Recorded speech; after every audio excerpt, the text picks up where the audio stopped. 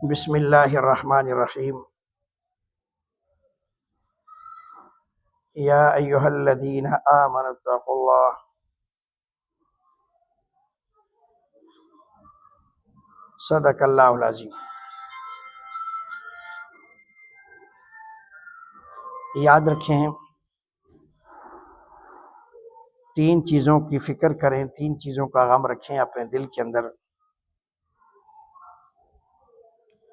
ایک ایمان کی فکر رکھیں، ایمان کا غم کریں کہ یا اللہ جو تو نے مجھے ایمان دیا ہے یہ خاتمہ بالایمان ہوگا یا نہیں ہوگا، اس کی فکر، اس کی تڑپ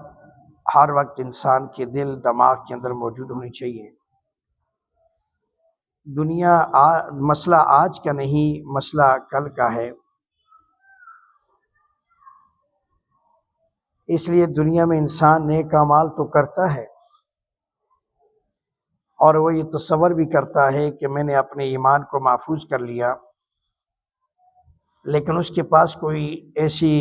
گارنٹی، ایسی کوئی سند نہیں ہے کہ اس نے اپنے ایمان کو محفوظ کیا یا نہیں کیا۔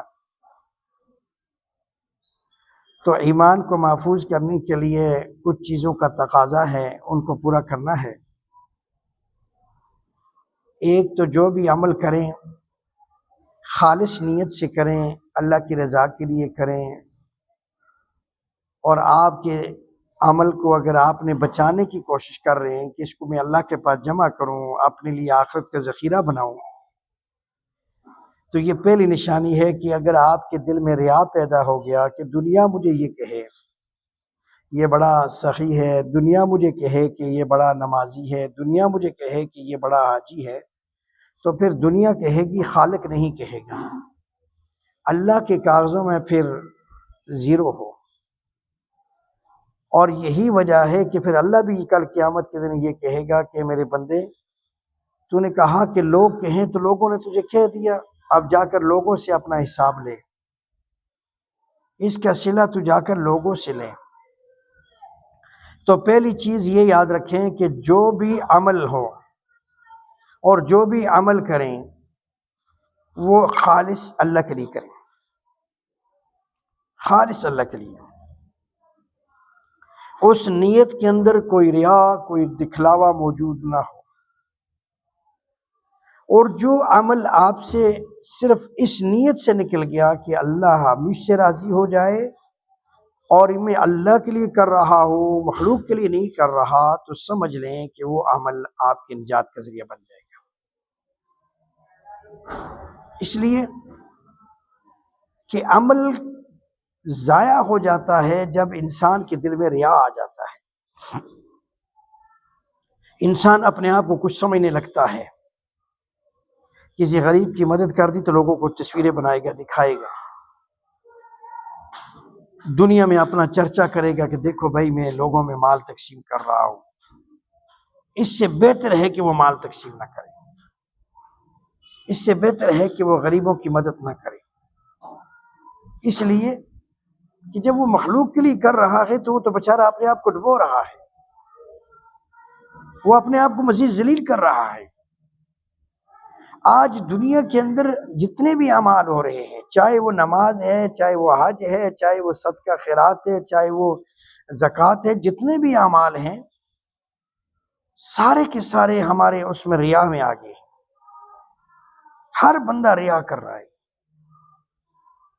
جس کے غریب کے گھر میں چولہا نہیں جل رہا، اس کے گھر میں کھانے کے لیے کچھ نہیں ہے، ان کے گھر میں فاقوں پہ فاقہ ہیں، اور یہ کہیں سے آ گیا اور اس نے تھوڑا سا تعاون کیا اور اس کے کھڑے ہو کر تصویریں نکالے گا، اور وہ تصویریں پہ میڈیا پہ چڑھائے گا کہ لوگ واہ واہ کریں کہ بھائی بڑا سخی آ گیا ہے۔ تو آپ مجھے بتائیں کہ ایسے بندے نے دنیا کے لیے کام کیا ہے یا اللہ کے لیے کام کیا ہے؟ صدقہ تو اس چیز کا نام ہے کہ ایک ہاتھ سے دو، دوسرے ہاتھ کو خبر نہ ہو، اور اگر ساتھ تصویریں نکالنی ہیں اور آپ نے ساتھ یہ کچھ کرنا ہے کہ میں بڑا سخی آ گیا ہوں، تو پھر میرے بزرگ میرے سوائے ندامت کے، سوائے شرمندگی کے آخرت میں کچھ نہیں ملے گا۔ تو اخلاص، صحیح نیت، جو عمل کریں اخلاص کے ساتھ کریں، اور پہلا کام ہمیں یہی ہونا چاہیے، پہلی فکر ہمیں یہی ہونی چاہیے کہ یا اللہ میں نے یہ نماز پڑھی ہے، اب مجھے اس کا پتہ نہیں کہ یہ قبول ہوئی یا نہیں ہوئی۔ یا اللہ میں نے یہ روزہ رکھا ہے، یا اللہ مجھے پتہ نہیں میں نے قبول ہوا ہے یا نہیں ہوا ہے۔